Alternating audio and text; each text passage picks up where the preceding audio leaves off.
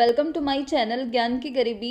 आज हम बात करने वाले हैं बी फार्मेसी फर्स्ट सेमेस्टर में जो सब्जेक्ट है ह्यूमन एनाटॉमी एंड फिजियोलॉजी के बारे में, जिसमें हम यूनिट फर्स्ट की बात कर रहे थे।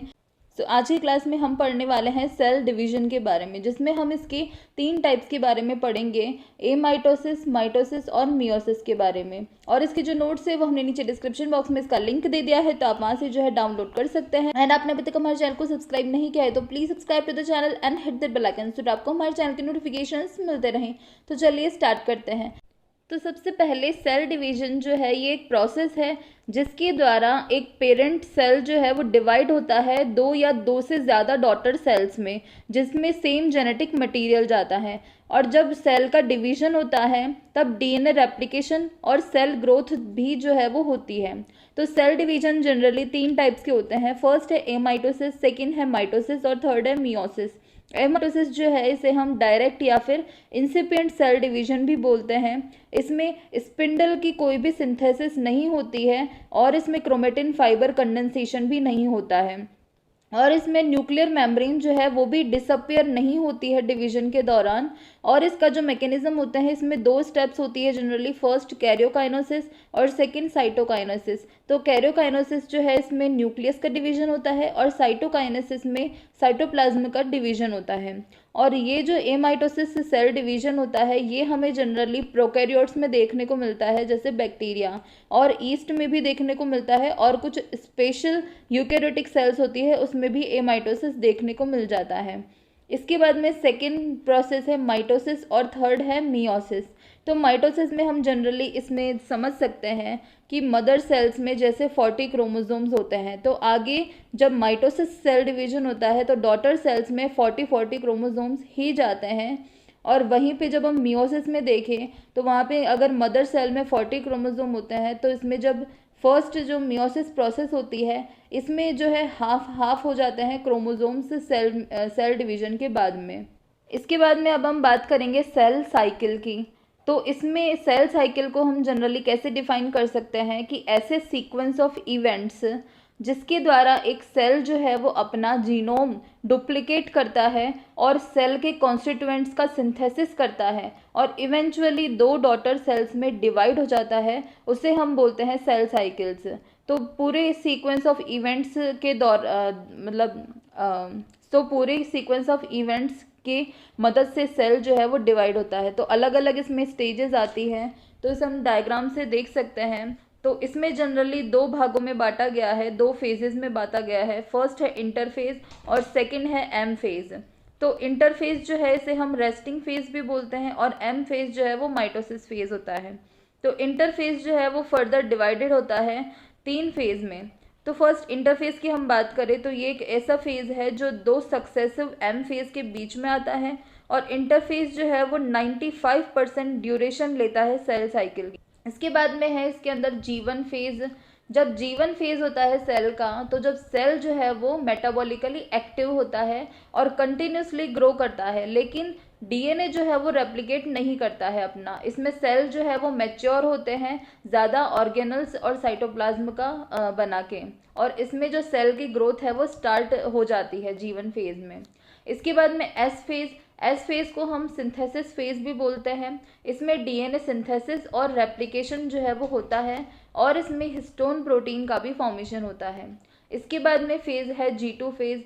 ये जो है वो सेकंड ग्रोथ स्टेज होती है। ये डीएनए के कॉपी होने के बाद में होता है, और इसमें सारे जो सेल के स्ट्रक्चर्स होते हैं डिवीजन के लिए जो ज़रूरी होते हैं वो बन जाते हैं इस फेज में, और सारे दोनों ऑर्गेनल्स और प्रोटीन्स भी जो है वो सिंथेसाइज होते हैं G2 फेज में।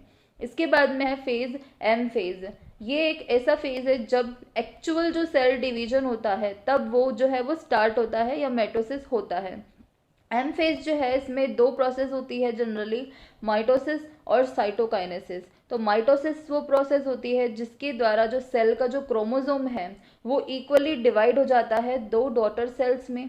और साइटोकाइनेसिस या फिर सेल डिवीजन जो है इसके अंदर हम साइटोकाइनेसिस से समझ जाते हैं कि जो सेल का साइटोप्लाज्म है वो डिवाइड होता है हाफ में 2 डिस्टिंक्ट डॉटर सेल्स को बनाने के लिए। सो माइटोसिस जो है इसको 4 स्टेजेस में डिवाइड किया गया है। फर्स्ट है prophase, second metaphase, third anaphase और फोर्थ टीलोफेज। तो प्रोफेज जो है इसमें जनरली कंडेंसेशन या डिहाइड्रेशन होता है क्रोमोसोम का। इसमें क्रोमोसोम जो है वो हमें क्लियरली देखने को मिल जाते हैं इस स्टेज पे। और एट लास्ट जब प्रोफेज का लास्ट होता है तब ऑर्गेनल जो है वो डिसअपियर हो जाते हैं, जैसे Golgi body, ER, nuclear envelope वगैरह। इसके बाद में है मेटाफेज। इस स्टेज में क्या होता है, जो क्रोमोसोम्स होते हैं वो हम डायग्राम से देख सकते हैं कि जो क्रोमोसोम होते हैं वो न्यूक्लियस के सेंटर में सेट हो जाते हैं, जिसे हम मेटाफेज प्लेट भी बोलते हैं। तो इसमें जो है वो स्पाइंडल फाइबर फॉर्मेशन भी होता है जो कि क्रोमोसोम के काइनेटोकोर से अटैच हो जाते हैं। इसके बाद में फेज है एनाफेज। इसमें जो है वो सेंट्रोमियर्स जो है वो स्प्लिट हो जाते हैं और क्रोमोसोम जो है वो सेपरेट हो जाते हैं, और क्रोमोसोम जो है वो अपने अपोजिट पोल्स पे जाके जो है वो मूव करते हैं। जैसे हम डायग्राम में देख सकते हैं कि जो क्रोमोसोम है वो अलग अलग पोल्स पे खिंच जाते हैं स्पिंडल फाइबर्स की मदद से। इसके बाद में जो है लास्ट वो है टीलोफेज। इसमें जो क्रोमोसोम्स होते हैं वो अलग अलग पोल्स पे चले जाते हैं और न्यूक्लियर मेम्ब्रेन जो है वो वापस से फॉर्म होना स्टार्ट हो जाती है, और न्यूक्लियोलस जो है वो भी वापस से अपीयर होना स्टार्ट हो जाता है, और क्रोमोसोम जो है वो डिकंडेंस हो जाते हैं। उसके बाद में लास्ट साइटोकाइनेसिस हो जाता है, जिसमें साइटोप्लाज्म जो है वो सेपरेट हो जाता है। इसके बाद में अब हम बात करेंगे मियोसिस के बारे में। तो मियोसिस जो है इसको भी दो भागों में बांटा गया है। फर्स्ट है मियोसिस फर्स्ट और सेकंड है मियोसिस सेकंड। तो मियोसिस फर्स्ट जो प्रोसेस होती है ये कॉम्प्लेक्स होती है, और वहीं पे मियोसिस सेकंड जो है ये सिंपल होती है और माइटोसिस की जैसी होती है। और मियोसिस फर्स्ट हेटेरोटाइप होती है, मियोसिस सेकंड होमोटाइप होती है। मियोसिस फर्स्ट में जो है 4 स्टेजेस होती है, prophase first, metaphase first, anaphase first और टीलोफेज फर्स्ट। मियोसिस सेकंड में 4 स्टेज होती है, prophase second, metaphase second, anaphase second और टीलोफेज सेकंड। इसके बाद में जैसे हम डायग्राम से देख सकते हैं कि जैसे पेरेंट सेल में 40 क्रोमोसोम होते हैं, तो जब इसमें मियोसिस फर्स्ट होता है तो इसमें जो है क्रोमोसोम डिवाइड हो जाते हैं हाफ नंबर में।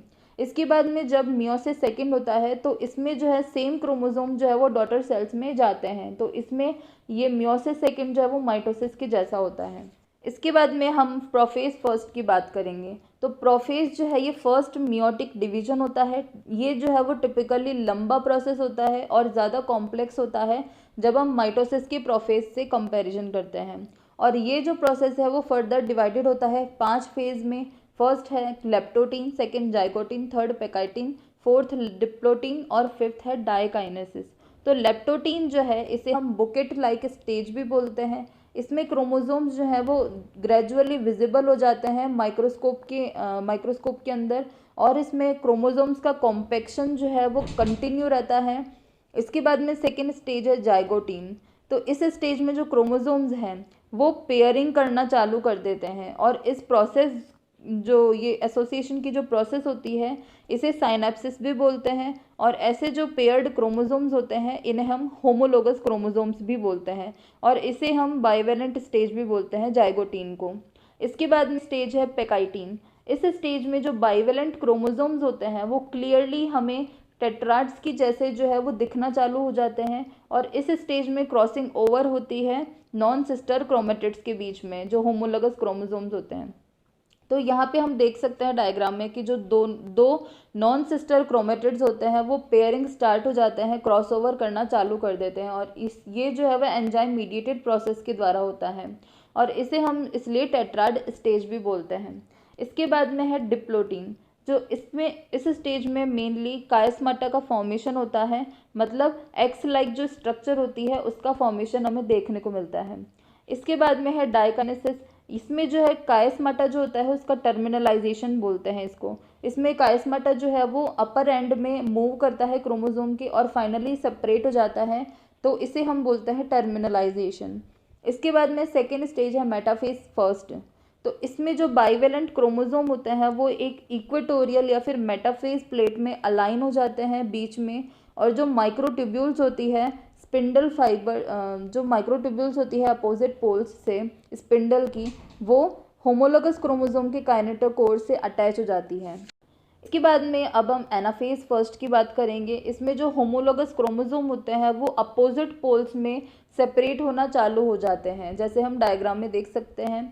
इसके बाद में टीलोफेज फर्स्ट में क्या होता है, जो न्यूक्लियर मेम्ब्रेन और न्यूक्लियोलस जो है वो हमें वापस से अपीयर होना स्टार्ट हो जाते हैं। और साइटोकाइनेसिस भी होता है, मतलब साइटोप्लाज्म भी डिवाइड होता है, और इसे हम बोलते हैं डायड ऑफ सेल्स। अब हर पोल जो होता है वो एक अलग न्यूक्लियस बना लेता है और हाफ नंबर ऑफ क्रोमोसोम्स होते हैं उसके अंदर। इसके बाद में अब हम प्रोफेज सेकेंड की बात करेंगे। तो इस दौरान क्या होता है, न्यूक्लियर मेम्ब्रेन जो है वो डिसअपियर हो जाती है, वो गायब हो जाती है प्रोफेज सेकेंड के एंड होने तक, और क्रोमोसोम जो है वो वापस से कॉम्पैक्ट हो जाते हैं। इसके बाद में मेटाफेज सेकेंड में क्या होता है, इस स्टेज में जो क्रोमोसोम्स होते हैं वो एक इक्वेटर में अलाइन हो जाते हैं, और जो अपोजिट पोल्स की जो माइक्रोट्यूब्यूल्स होती है उसमें स्पिंडल जो है वो सिस्टर क्रोमेटिड्स के काइनेटोकोर से अटैच हो जाते हैं। इसके बाद में एनाफेज सेकेंड में क्या होता है, जो सेंट्रोमियर होते हैं वो स्प्लिट हो जाते हैं और क्रोमोसोम अपोजिट पोल्स में मूव हो जाते हैं स्पिंडल फाइबर की मदद से। उसके बाद में टीलोफेज सेकेंड में क्या होता है, जो मियोसिस होता है वो एंड हो जाता है टीलोफेज सेकेंड से, जिसमें दो ग्रुप्स जो होते हैं क्रोमोसोम्स के वो वापस से एनक्लोज्ड हो जाते हैं न्यूक्लियर एनवेलप की मदद से। और साइटोकाइनेसिस भी होता है जिसमें साइटोप्लाज्म डिवाइड हो जाता है, जिसकी वजह से टेट्राड्स जो होते हैं सेल्स के वो उसका फॉर्मेशन हो जाता है, और उससे 4 हैप्लॉइड डॉटर सेल्स हमें मिल जाते हैं। सो गाइज, ये था सेल डिवीजन, और इसकी जो नोट्स है वो हमने नीचे डिस्क्रिप्शन बॉक्स में इसका लिंक दे दिया है, तो आप वहाँ से जो है डाउनलोड कर सकते हैं। And thanks for watching this video, and if you like this video please hit the like button and subscribe my channel ज्ञान की गरीबी, and hit the bell icon to get notifications for my new videos.